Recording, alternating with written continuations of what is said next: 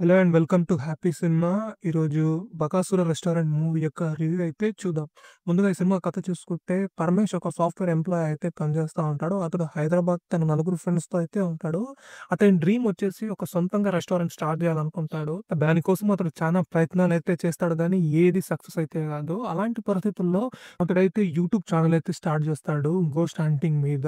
అలాంటి ఒక రోజు షూట్ అప్పుడు అతనికి ఒక స్తంత శాస్త్ర అనే బుక్ అయితే దొరుకుతుంది. ఆ బుక్‌లో కొన్ని రిచువల్స్ అయితే రాసుంటారు. ఎలా త్వరగా డబ్బు సంపాదియాలని. అయితే అలాంటి ప్రయత్నం చేస్తున్నప్పుడు వేరే ఆత్మలనైతే వాళ్ళు మేల్కొల్పేస్తారు. ఇప్పుడు పరమేష్ మరియు అతని ఫ్రెండ్ జీవితంలో అయితే ఒక నిమ్మకాయ అయితే వస్తుంది. అసలు ఆ నిమ్మకాయ కథ ఏంటి?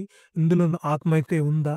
అసలు ఈ ఆత్మ ఎవరిది? ఆ నిమ్మకాయ ఎవరిది? దాని గురించి ఈ యొక్క పరమేష్ అతని ఫ్రెండ్స్ ఏం చేశారన్నది ఓవరాల్‌గా ఈ సినిమా మిగతా కథ. సినిమా వచ్చేసి ఎమోషనల్ హారర్ డ్రామా జోనర్‌కైతే చెందుతుంది. ఈ సినిమాలో ఇంటర్వల్‌లో అయితే ఒక మంచి ట్విస్ట్ అయితే ఉంది. అదే విధంగా బ్యాక్ స్టోరీ వచ్చేసి చాలా ఎమోషనల్‌గా అయితే రాసుకున్నారు. ఆ ఆత్మకు సంబంధించింది. ఈ సినిమాలో మెయిన్ పెర్ఫార్మన్స్ అయితే చేసింది పరమేష్ అయితే ప్రవీణ్ అయితే బాగానే చేశాడు. తన క్యారెక్టర్, తన రోల్‌కైతే ఎంత కావాలో తను అంతనే చేశాడు. అదే విధంగా ప్రవీణ్ ఫ్రెండ్స్‌గా కూడా కొద్దిమంది అయితే ఉన్నారు. వాళ్ళు కూడా రోల్స్ అయితే బాగానే చేశారు.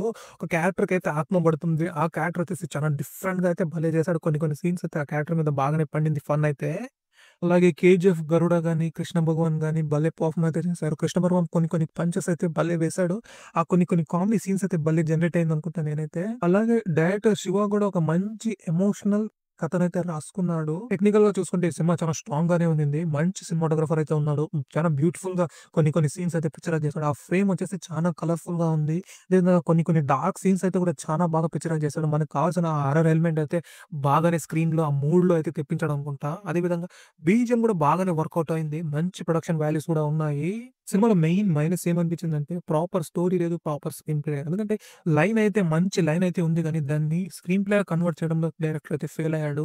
ఏ ఒక్క సీన్ మీకు ఎంగేజ్ కాదు. ఏ ఒక్క సీన్ మీకు కనెక్టే కాదు. చాలా లాగింగ్‌గా ఉంటది. అదే విధంగా సెకండ్ హాఫ్‌లో అయితే టోటల్ డైవర్ట్ అయిపోతారు. మెయిన్ కోర్ వచ్చేసి వదిలేసి అన్‌వాంటెడ్ సీన్స్‌తో అయితే నడిపిస్తా ఉంటారు. సెకండ్ హాఫ్ వచ్చేసి చాలా లాగింగ్‌గా ఉంటది. బోర్ ఉంటది. నాకైతే కొన్ని కొన్ని సీన్స్ అయితే నచ్చనే లేదు. అసలు ఎందుకురా అలా రాసారనిపించింది. ఎందుకంటే ఇలాంటి కామెడీ సీన్స్ గాని, ఇలాంటి సస్పెన్స్ ఎలిమెంట్స్ అయితే మనం చాలా సినిమాలో చూసేస్తాం కాబట్టి ఏ ఒక కొత్తదనమే లేదు. సో, ఓవరాల్‌గా చూసుకుంటే నాకైతే నచ్చలేదు. మీరు కావాలంటే ఒకసారి ట్రైలర్ చూడండి. మీకు నచ్చిందంటే ట్రై చేయండి గానీ నన్నడిగితే అవాయిడ్ చేయడమే బెటర్ అంటా నేనైతే. ఇండో సినిమా చూసుకుంటే ఈటీవీ విన్‌లో రిలీజ్ అయిన 'మౌనమే నీ భాష' అనే మూవీ రివ్యూ అయితే చూద్దాం. ఇక ఈ సినిమా కథ చూసుకుంటే ఒక చిన్న గ్రామంలో ఉండే భార్యాభర్తలు రామభద్రయ్య మరియు సుభద్ర వాళ్ళు ఎంతో అన్యోన్యంగా వాళ్ళ జీవితాన్నయితే జీవిస్తూ ఉంటారు. కానీ వాళ్ళ పిల్లలు మాత్రం సిటీలో బిజీ లైఫ్ అయితే గడుపుతూ ఉంటారు. ఇప్పుడు సుభద్ర పుట్టినరోజుకి వాళ్ళ పిల్లలు కనీసం విష్ చేయలేదు. అలాగే వాళ్ళ దగ్గరికి రాలేదని రామభద్రయ్య, అతని భార్య సుభద్ర చాలా బాధ అయితే పడతారు. ఇప్పుడు రామభద్రయ్య అయితే ఒక ప్లాన్ అయితే వేస్తాడు. తన పిల్లల్ని తన దగ్గర రప్పించుకోవడానికి. ఇప్పుడు సడెన్‌గా రామభద్రయ్యకైతే ఒక రోడ్ యాక్సిడెంట్ అయితే జరుగుతుంది. దాని తర్వాత వీళ్ళ భార్యాభర్తల సంబంధం ఏమైంది? అసలు పిల్లలు వీళ్ళని చూడడానికి వచ్చారా లేదా? అసలు పిల్లల్ని రప్పించుకోవడానికి రామభద్రయ్య ఎలాంటి ప్లాన్ వేశాడు? అని తెలుసుకోవడమే ఓవరాల్‌గా ఈ సినిమా మిగతా కథ. ఈ సినిమా చూసుకుంటే చాలా ఎమోషనల్ డ్రామాగా అయితే తీశారు. సినిమా వచ్చేసి ఒక షార్ట్ స్టోరీ ఆధారంగా అయితే తీశారంట. ఈ సినిమాలో చెప్పిన లైన్ అయితే చాలా అద్భుతంగా ఉంది. తమ తల్లిదండ్రుల్ని కొంచెం కూడా చూడకుండా వేరే ఊర్లో పని చేసుకుంటూ వాళ్ళకి కావాల్సిన టైం అయితే ఇవ్వకుండా ఉండే విషయాన్ని చాలా ఎమోషనల్‌గా బాగానే చూపించారు. ఈ సినిమా మేజర్ ప్లస్ పాయింట్ చూసుకుంటే సినిమా రైటింగే అనుకుంటా. ఎందుకంటే ఆ ఒక రైటింగ్‌ని డైరెక్టర్ చాలా బ్యూటిఫుల్‌గా ప్రెజెంట్ అయితే చేశాడు. ఒక హార్డ్ హిట్టింగ్ ఎమోషనల్ డ్రామానైతే భలే పర్ఫెక్ట్‌గా మనకైతే చూపించాడు. అదే విధంగా భార్యాభర్తలు వాళ్ళకున్న సంబంధము, వాళ్ళకున్న కష్టాలు గాని, వాళ్ళ పిల్లలు వాళ్ళని చూసుకునే విధానం గాని, వాళ్ళ మధ్య ఉన్న ప్రేమను గాని చాలా బ్యూటిఫుల్‌గా పిక్చరైజ్ అయితే చేశారు. పర్ఫార్మెన్స్ వైస్ చూసుకుంటే మెయిన్ లీడ్‌గా చేసిన రాజీవ్ కనకాల గాని, అతని భార్యగా చేసిన ప్రమోదిని మురుగన్ గాని చాలా ఎక్సలెంట్ వర్క్ అయితే చేశారు. ఆ క్యారెక్టర్‌లో వాళ్ళే కనబడ్డారు మనకి. వాళ్ళ తప్ప వేరే ఎవరు కనబడేలాగా ఆ క్యారెక్టర్‌ని అయితే వాళ్ళు చేశారు. ఆ క్యారెక్టర్ చూస్తున్నప్పుడు మనకైతే మన తల్లిదండ్రులైతే గుర్తొస్తుంటారు. అంత బ్యూటిఫుల్‌గా ఆ క్యారెక్టర్‌లో అయితే వాళ్ళిద్దరు పర్ఫార్మెన్స్ అయితే చేశారు.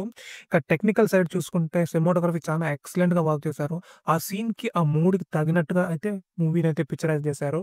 నేపథ్య సంగీతం కూడా సీన్‌నైతే బాగా ఎలివేట్ చేసింది. ఈ సినిమాలో ఆ ఒక ఎమోషనల్ డ్రామా కావాల్సిన మ్యూజిక్‌నైతే బాగానే మ్యూజిక్ డైరెక్టర్ అందించాడనుకుంటా. నాకైతే ఓవరాల్‌గా ఈ సినిమా బాగానే నచ్చింది. మీరు గూడా ట్రై చేయండి. మీకు గూడా నచ్చుతుందనుకుంటా. సినిమా డ్యూరేషన్ గూడా చాలా పెద్దగా ఏం లేదు. దగ్గర దగ్గర 40-45 మినిట్స్ అంతే ఉంది. ఖచ్చితంగా మీకు నచ్చుతుందనుకుంటా. ఇవాల్టికైతే ఇది. ఒకవేళ నా కంటెంట్ మీకు నచ్చితే ఈ వీడియోనైతే లైక్ చేయండి. మరిన్ని మూవీ రివ్యూస్ కోసం నా ఛానెల్ అయితే సబ్స్క్రైబ్ చేసుకొని వీడియోనైతే షేర్ చేయండి.